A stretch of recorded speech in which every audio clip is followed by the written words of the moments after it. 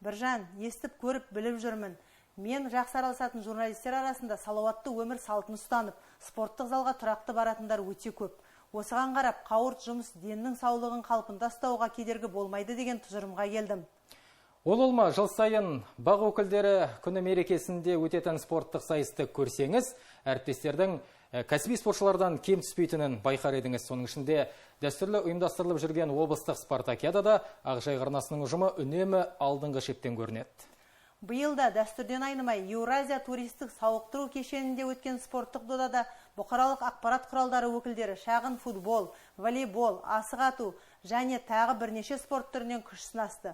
Тартысты өткен спорттық ойындар жайлы Нұр Отан партиясы Батыс Қазақстан облысы филиалы қоғамдық қабылдау бөлімінің меңгерушісі Гаухар Шайхниязова айтып береді.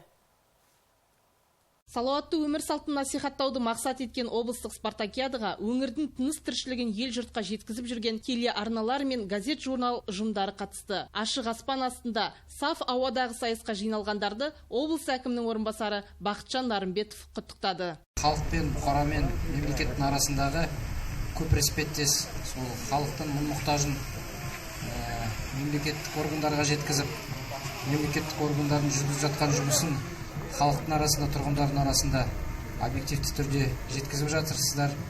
Енді журналистің жұмысы оңай емес. Осы ауырды жеңетін тек қана бір ғана мүмкіндік, бұл салауатты өмір салты, өзіміздің денсаулығымызды сақтау. Соның бүгін сіздер керемет үлгісін көрсетіп жатсыздар. Ең бастысы отбасыларыңызға, өздерінің бастарыңызға тек қана денсаулық, бақыт және шығармашылық табыс тілеймін. Микрофон мен диктофонды бір тәулік допқа, дойбы мен шахматқа алмастырған журналистер қай спорт түрінен де мықты екендігін дәлелдеді. Жұмыстың қауырттығына қарамастан спорттық залға тұрақты баратындар да аз емес. Журналист қашанда физикалық бабында болуы шарт дейді волейболдан үздік ойыншы атанған қаламгер Қайсағали Сейтақ. Аталған спорт түрінен ол жетекшілік еткен Жайық пресс командасы бас жүлдені иеленді. Екінші орынды Ақжайық 3 командасы, үшінші орынды ТДК 42 телеарнасының ұжымы алды. Журналистер қаламыстаған теледидар журналистері осы бәрі спорттық бабында болу керек деп ойлаймыз. Өзіміз жалпы волейболдан, футболдан үнемі қатысып, жүлделі орын алып келе жатырмыз. Жалпы журналист болсын, басқа мамандық иесі болсын, өзінің бейнесін қалыпты ұстай болу керек деп ойлаймын.